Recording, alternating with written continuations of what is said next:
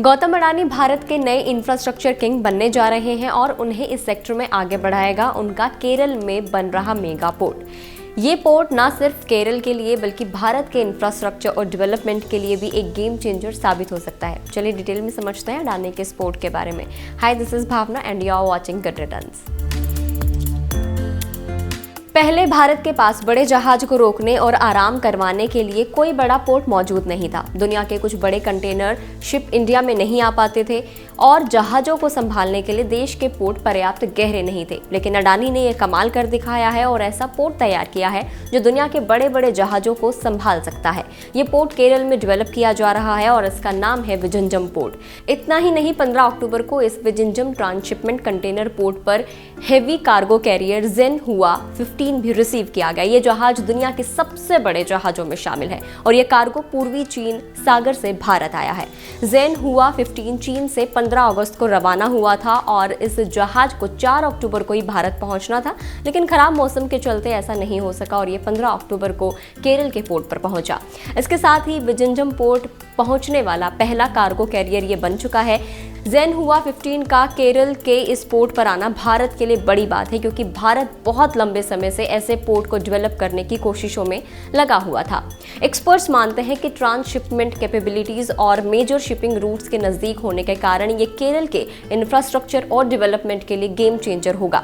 इस पोर्ट का लक्ष्य सालाना 10 लाख कंटेनर्स को संभालना है, जो सिंगापुर को भी पीछे छोड़ देगा। जाहिर है, इससे स्थानीय स्तर पर रोजगार बढ़ेगा और निवेश भी आकर्षित होगा। विजिंजम पोर्ट भारत को चीन की डोमिनेंसी वाले इंटरनेशनल समुद्री ट्रेड का एक बड़ा हिस्सा कैप्चर करने में मदद करेगा। इसके अलावा ये देश में आने जाने वाले कार्गो के लिए लॉजिस्टिक कॉस्ट को भी कम करेगा, जिससे भारत को मैन्युफैक्चरिंग हब बनने में भी बहुत मदद मिलेगी। इस पोर्ट के आने से पहले तक कुछ बड़े शिप भारत की जगह कोलंबो, दुबई और सिंगापुर जैसे पड़ोसी पोर्ट्स पर डॉकिंग कर रहे थे। इससे भारत को नुकसान हो रहा था। एक रिपोर्ट बताती है कि इंटरनेशनल रूट्स के नज़दीक बड़े जहाज़ों के लिए पोर्ट ना होने के चलते भारतीय पोर्ट्स को करीब 220 मिलियन का नुकसान का सामना करना पड़ रहा था।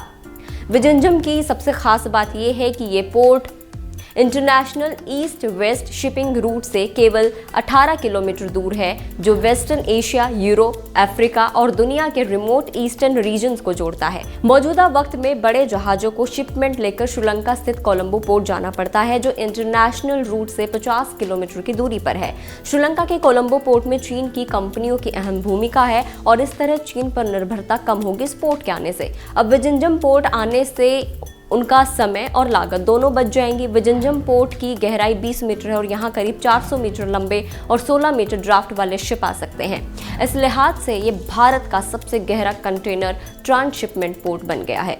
ये पोर्ट 2015 से अंडर कंस्ट्रक्शन था।